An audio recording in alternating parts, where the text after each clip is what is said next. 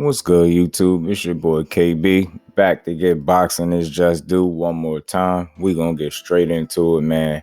So, man, I got an interesting scenario, and I'm gonna just get right to it. As we know, Terrence Crawford is fighting David Evanesian December 10th. Which is a big disappointment to many boxing fans. Outside of his core fan base.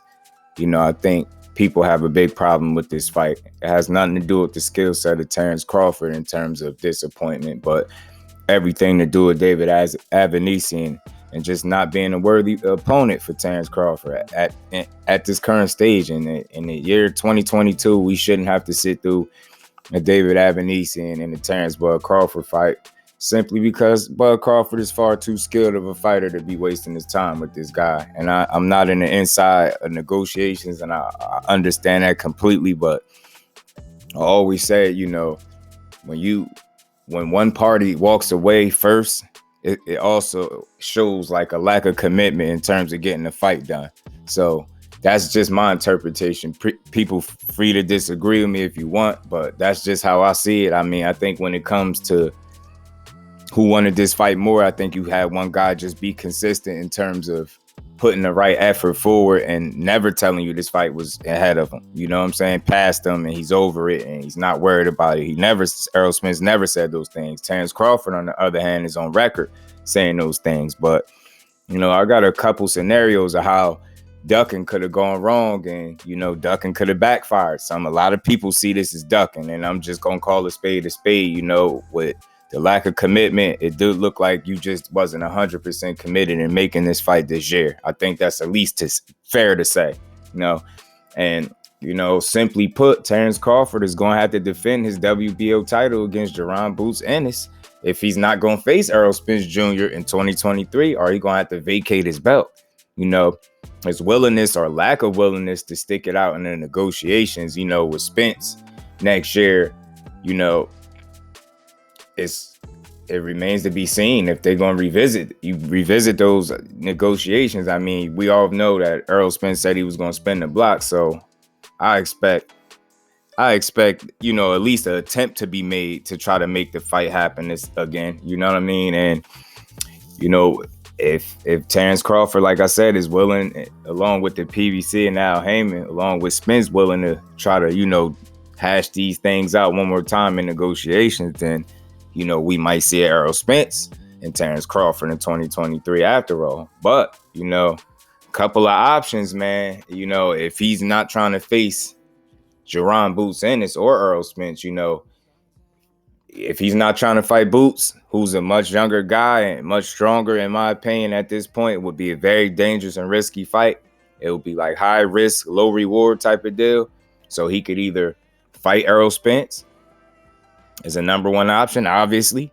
And if he's not going to do that, if he's going to go the duck route, as many see this to be, because if he's not going to fight Spence, you got his number two option would be to vacate the WBO belt.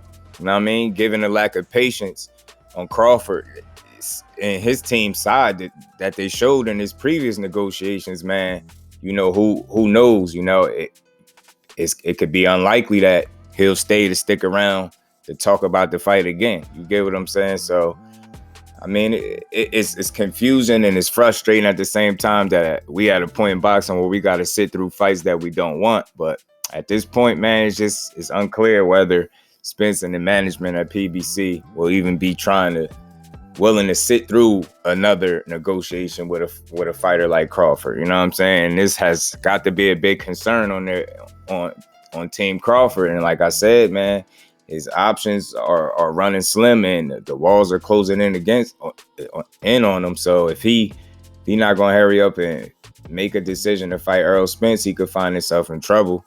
And if Errol Spence just says the hell with the fight and decides to move up to 154 pounds, then you left with the belt.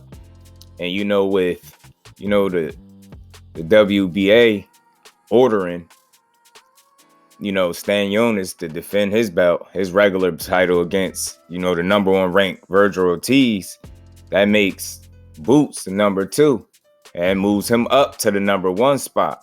And it makes him the leading contender for Bud Crawford's belt. So what is he going to do? Face the younger hungry, Boots Ennis, high risk, low reward, and risk getting knocked out straight up and down, just risk getting knocked out or beat? Or is he going to fight Errol Spence after all? You know what I'm saying? But I think I at least made a case as to why this ducking might have backfired on this guy, and it's just no telling where it could lead. You get what I'm saying? This very well could backfire if Spence decides to just, go to 54 and say the hell we're undisputed at 147. Then Terence Crawford might have some trouble in his hands because, with Virgil Ortiz and Stanionis set the fight, and like I said, that will move Boots up for the #1 contender spot for Terence Crawford's belt, according to this article I just read. So I mean, that's gonna leave him in a sticky situation, and it's like it's a lose-lose at the end of the day. Which started out to be a situation what could have been a win-win for Terence Crawford, it might turn out to be a lose-lose because of his lack of commitment in terms of making an Errol Spence Jr. fight this year. So we'll see if it comes back to haunt him, if this is going to be ducking going wrong, if this is going to be a case of when ducking backfires, or if Terence Crawford just going to prove us all wrong and hash out negotiations next year and make us the biggest fight in boxing, or one of the biggest fights in boxing, and an undisputed fight between Terence Bud Crawford and Errol Spence Jr. So that's my thoughts on it. Y'all get in the comment section. You let me know what y'all think, man. Is this bad news for Crawford? Is this a case of ducking going wrong, or when ducking backfires? Or is it just us as boxing fans not being patient and not understanding the business enough, and not understanding Terence Crawford enough? That could be possible. Y'all get in the comment section. Let me know what y'all think. Do y'all think we'll ever get an Errol Spence versus Terence Crawford fight? Or do you think Terence Crawford will end up in a situation where he has to face Boots Ennis? And what do you think his willingness would be to actually get in there with JARON Ennis right now? Let me know what y'all think, but that's my just do on it. I'm up out of here until the next one. Peace.